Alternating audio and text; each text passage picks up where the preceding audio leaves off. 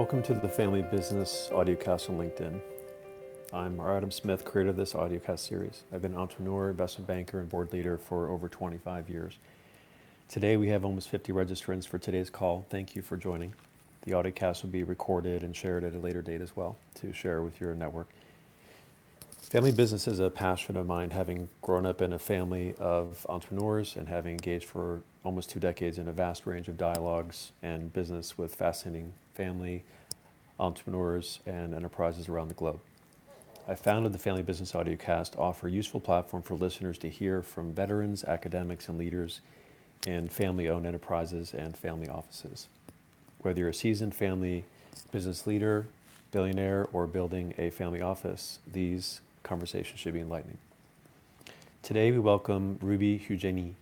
She is a family office consultant in Geneva, in Europe, an expert in asset management and art advisory, with a focus on those areas, as well as managing delicate relationships with family businesses around the world, with a deep understanding of the complexities involved in managing and preserving wealth for high net worth individuals and families and their holding companies. Ruby has become a trusted advisor in the field. Her expertise lies in assisting clients in effectively managing their business assets within the family office context and offering valuable guidance on art investments and hard assets as well. Her insights have made her an invaluable resource for family businesses and their wealth preservation strategies. And over the years, I've worked with illustrious families and their CEOs or boards, including at BIC and LVMH. It's a pleasure to have Ruby as our guest today. Let's dive into the conversation. Ruby, thank you for joining us. Welcome, everyone. Thank you very much. So we have about a half hour today. Let's start with your experiences as a family office consultant in general. How do you approach building trust and maintaining the confidentiality and connection to the family and their sensitive information over the years? It's fascinating, the different projects you've been part of. Well, first, I will refer. Hello? Yes, we can hear you. You can hear me. I will refer to my numerous years in assisting a number of chairmen of large French and international companies, where my job included their moral and reputational protection, and also establish their physical protection for them and their families during financial and political crises.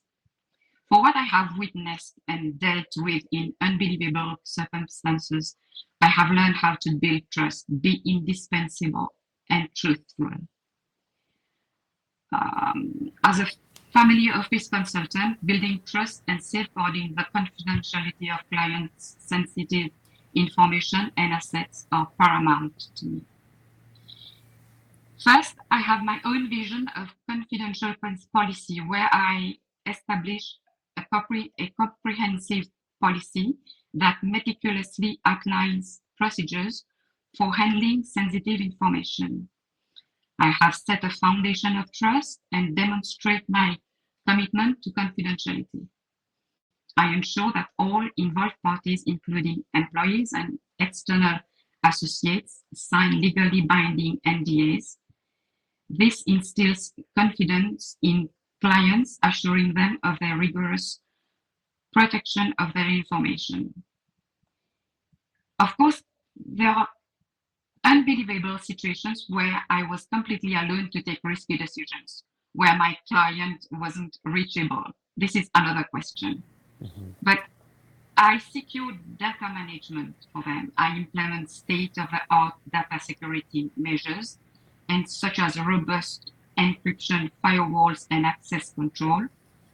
By prioritizing the latest technologies, I fortify our clients' data against potential breaches. Then there comes limited access. I strictly control access to sensitive information, granting it only to employees with a genuine need. This minimizes the risk of unauthorized exposure and strengthens client trust in our discretion. And then the more important thing for me personally is ongoing staff training. This is key. I conduct regular training sessions to educate and empower the household team on confidentiality, data protection, and privacy. By fostering a culture of awareness, I elevate my commitment to preserving my clients' trust. And you began working with chairmen and CEOs way back in Crédit Lyonnais. You began this type of level of work in way back in 1993, and then moving on to working with the family office at BIC, which is quite a large company, working to the chairman of BIC, and then to the fascinating LVMH, of course, as we know, is, depending on what day it is the wealthiest owner in the world. So it's interesting how at a younger age you began working with these such important figures. So maybe share some examples of some of the challenging situations you may have faced and how you navigate some of the projects with these type of clients. Crédit Lyonnais is at that time was the first large bank, French large bank, which was they had really political and financial crisis at that time, and the bank was sinking. So I was there to assist the chairman, the new chairman, nominated by the government, and during 5 years of crisis, I really had some important matters to deal with when assisting a chairman, doing his created link between him and the rest of the world, because Crédit Lyonnais was known in the world to be a great bank, and it was dying, it was sinking. So this was a great experience, because in the end, Crédit Lyonnais has been bought by the Crédit Agricole, which is a French bank as well. Yeah. So it didn't live in the end. So this led me to another big company, which is BIC, a family business. And this is where I happen to work for big families. From BIC, which is a great company as well. It's the great industry. And I discovered the family office at BIC as well. I created a family office there, a private family office.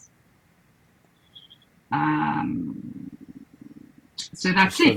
For those listeners, BIC, we may think of them as a niche company, but started back in 1945. It's almost $2 billion of revenue and 10,000 employees. Quite a large company.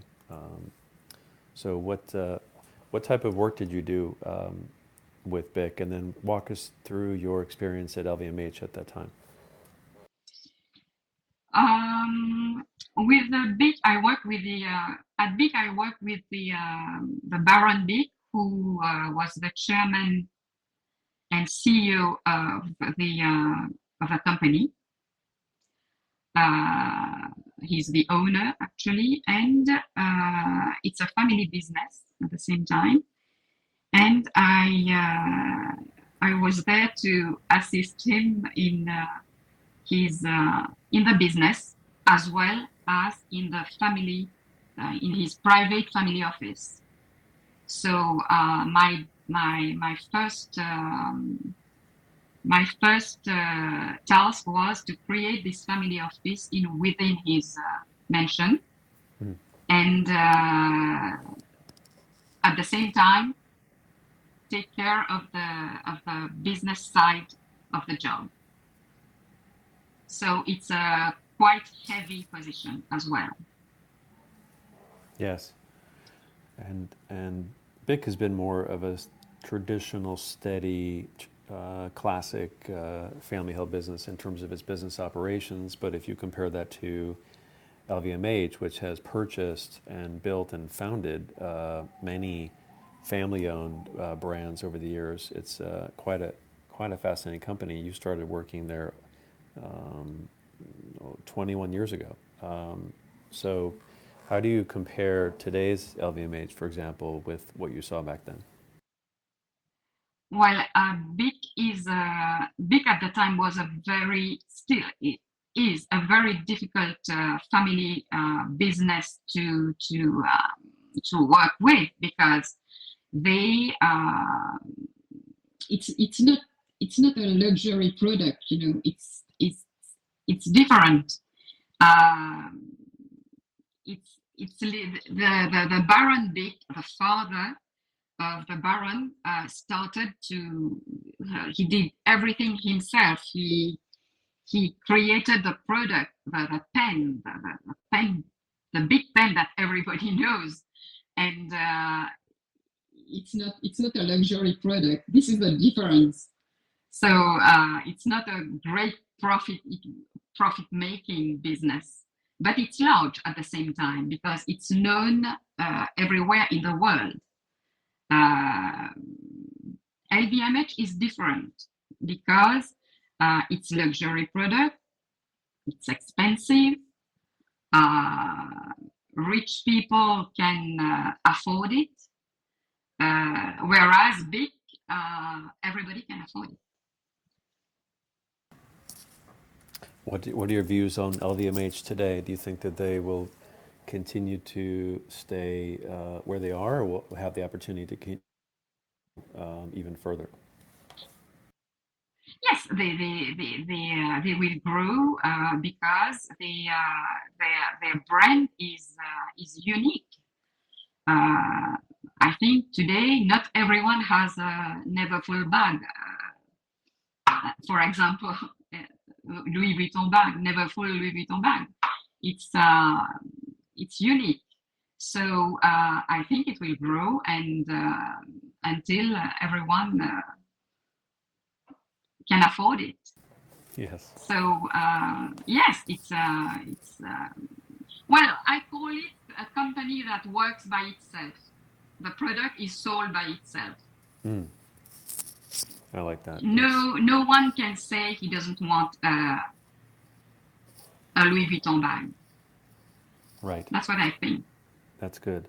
Now, briefly, before we talk about the fun stuff with the mansions, let's talk a bit about your time at the Fédération Automobile and your time with the Formula One and the chairman, Jean Todt. Tell us about that interesting experience you had before your consulting business.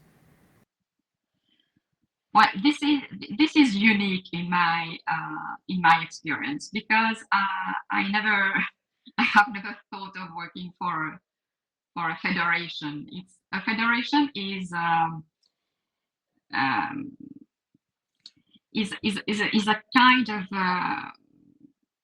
I can't say it's a company. It's not a company. It's a place where big companies, big automotive companies will invest money inside, like Formula One. And you don't produce. This is my vision. I have always worked in places where people produce. That's my first time where we don't produce. We just have to use the money of the automotive companies and build Grand Prix cars. So it was exciting. It was luxurious. It was you meet many people all over the world come to Geneva. Yes, that's true. But that's not an exciting job. It's just something which just grows by itself, and you're very well paid and very well considered because it's a place of luxury. and the races are very nice to watch, even before the races. And I think the best race is the Singapore one, which I fancy actually. And I I wasn't sure because I was at my place, but working with Jean Todt is a great chance. You are lucky if you work with Jean Todt. That's wonderful. He's a great man. It's great to see Formula One and also the esports build up. The revenues for the Formula One were several billion, and some people think it's worth over $20 billion. It continues to grow. It's fascinating.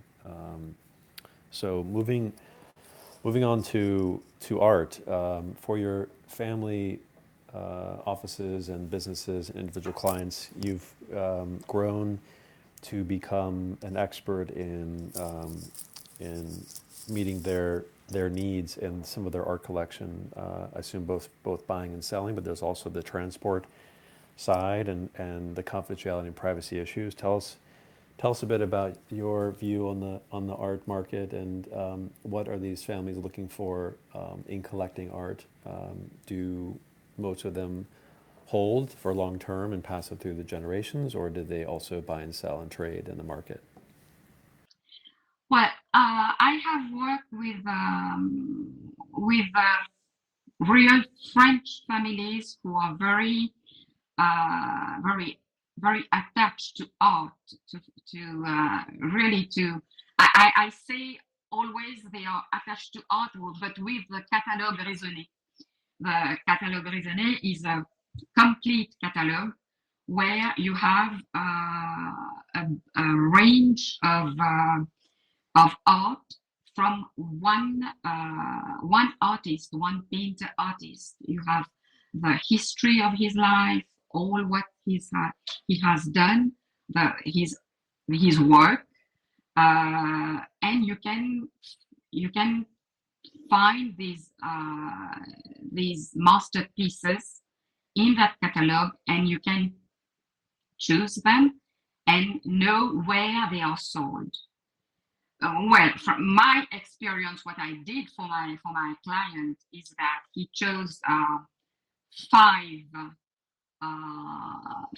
different art paintings in 5 catalogues raisonnés. He was he fancied really the French artists like Monet, Cézanne, Degas, Renoir, Gauguin, and he told me that these paintings were to be sold in only one auction sale in London. And he started talking to me about this like 3 weeks before, and every day he asked me, when is the sale? When are the sales?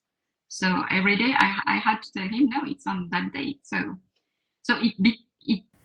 it came into my mind that I needed to organize this in a strategical manner, and have a private visit in London at a prestigious auction sale house where these masterpieces are exposed, and put a price on each one of them. That was my strategy, actually. Yeah, I've seen especially the last 5 years, a significant amount of wealth that is being created from building and selling businesses is moving into hard assets in art, and also real estate, of course, and cars, but particularly art and modern art, moving away from the old masters into modern art and contemporary art. I think, except for perhaps a small portion of the watch or the vintage car market, parts of modern contemporary art are the most rapidly appreciating assets in the world the last 10 years. So it's not surprising that families will move more of their assets into that art. It's also more tradable in the primary market and the secondary markets. So some of your projects involve restoring castles, which is fascinating.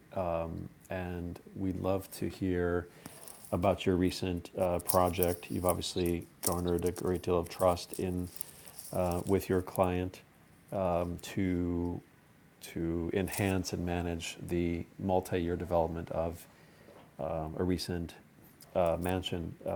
So tell us a bit about that. Well, as I said in the beginning, all these projects, I'm very proud for having implemented all these projects, and really, I'm very emotional when I talk about this because it's really a trust that has been built during years, and I know how to become an indispensable person to the client I'm working with. That's why one of my clients entrusts me with the renovation of his Louis 16th century mansion. This delicate mission, which was to be accomplished in 9 months, embellishing and renovating the 1,000 square meter private mansion, classified as a French historical heritage site located in the heart of Paris, demanded a large budget and a tight schedule. 9 months, it's not much. And this was imperative. So I had to deal, it's very strange because I learned so many things in place. This mansion, classified as a French heritage, you cannot start renovation until you have dealt with the French Office of Architectural Heritage. So I got to know these people who are really attached to French history. This is where you learn how history is important in France. So after that, I drew call for tenders with the help of a specialist. There also, I discovered that prestigious companies and craftsmen, specialists, have to be selected to carry out the embellishment. It's very unique. It's very, very unique. You need to choose those companies on a very small scale and be well connected to them. So that's from site meetings to inspection meetings, visits. I learned day after day how history is connected to these mansions. So after the structural works, the delicate task of finishing and decoration began. And the headache was to look for unsuspected crafts and know-how, such as the specialists in gold leaf, passionate decorators, and landscape designers, and renowned antique dealers open their networks to me and show me the finesse of their world and their work. Moreover, the cherry on the cake here, should I say, is the winter garden, which was the real obsession of a family member. This garden was decorated with unique pieces, such as a fountain from the Mughal period, from India, 14th, 16th century. Who would have thought that someone, a family member, would ask for a fountain coming from the Mughal period, 16th century in India? This was completely unbelievable. So this also was a very hard task to find this fountain, and I did it. I managed to do it. This I delivered a project to this client on time and on budget, and the result was spectacular. That's wonderful. We won't be able Yeah. to see that, but we can see on your LinkedIn a photo or two. But it seems like there's a tremendous amount of classic real estate in Europe, and particularly in France and Italy, of chateaus and mansions that are not making their way through the generations and are available for purchase, either for profit or non-profit. What is going to happen with all of these chateaus around France, in particular, in Europe, in the coming years? Well, I think that most of them will be sold to people who really have the funds to renovate those chateaux. And as I said, it's these are very unique mansions, and you really need a lot of money to renovate those chateaux. And also this makes France the most beautiful, especially Paris, the most beautiful city in the world because of these mentions. And I think that we, With that, I well, agree with that. years after years, you will have people investing in these chateaux and mansions. I'm confident about that, and I'm prepared to assist in that. Oh, great! That's wonderful. I think some of the chateaus will be purchased by nonprofits as well, or even leadership or think tanks, and have events in them that are not just residential. I think that would be a trend as well. Yes, because those are family chateaus, mansions, where you have, um, old French families are, before you had big families with many children. And those chateaus are so big that you cannot sell a chateau tomorrow. It's not, it doesn't work like that. So what they do, they rent it to, for example, LVMH for Dior fashion, défilé. And this also bring a lot of fund to renovate the chateau. Most families have done this.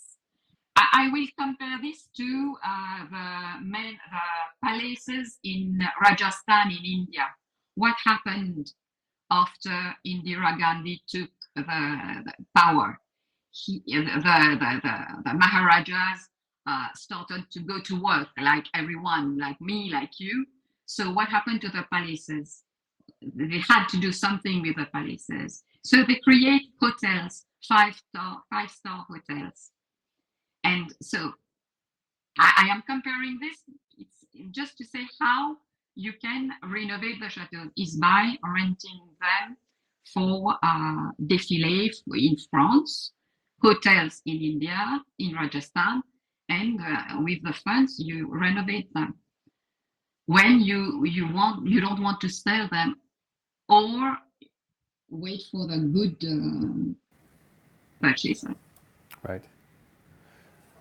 Something else you mentioned in terms of your the craft of managing challenging and personal relationships with the family business owners is this concept of quiet diplomacy, which cuts across the political landscapes, but also all the way down to the individual families and relationships, which you note is a term to describe events that take place behind closed doors and without the strict confines of diplomatic protocol, not just at the country level and international relations, but also with the families and with their vendors and across the family itself. Like, just to finish up today, it would be great to hear your thoughts on the tremendous expansion of wealth in families and the businesses that they own,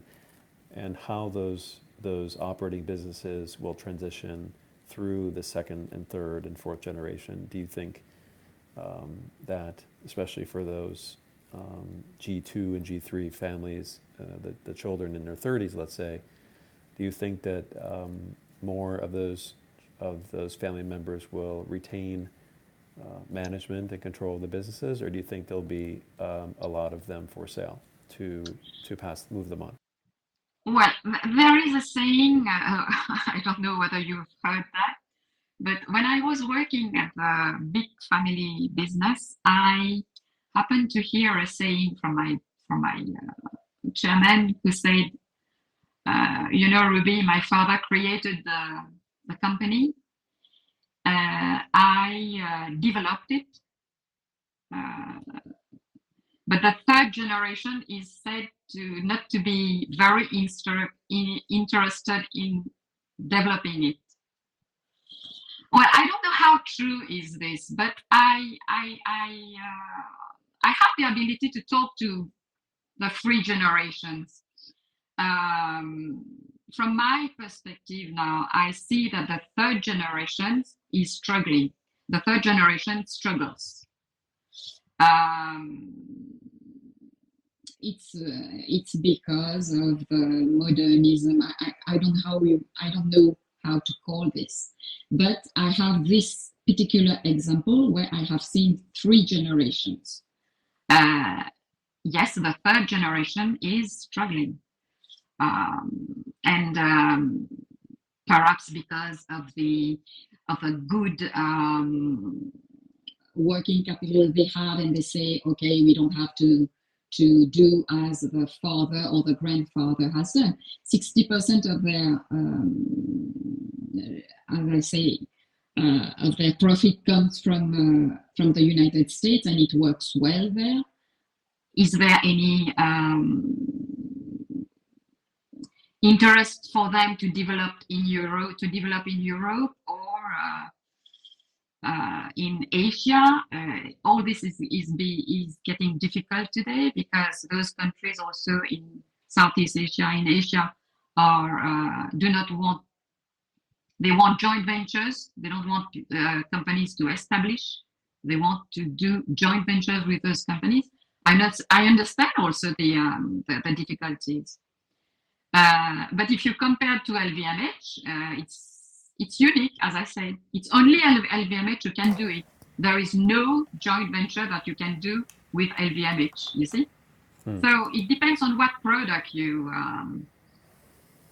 that's why the generations, the sons, daughter of Bernard Arnault, they have the same culture as their father and their grandfather. You see, you have three generations at the LVMH, and you have three generations at BIC.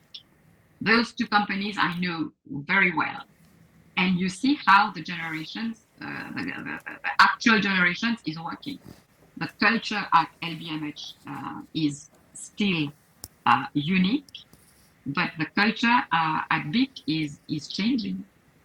Well, it's very inspiring. I think in America, as a newer country, we have a lot of large businesses. Less of them are privately owned, but I think that American businesses that are family owned, moving into the second generation and third generation, which many of our listeners I can see are involved in the asset allocation and the consulting and the family office work for these family businesses, can look to Europe for some lessons.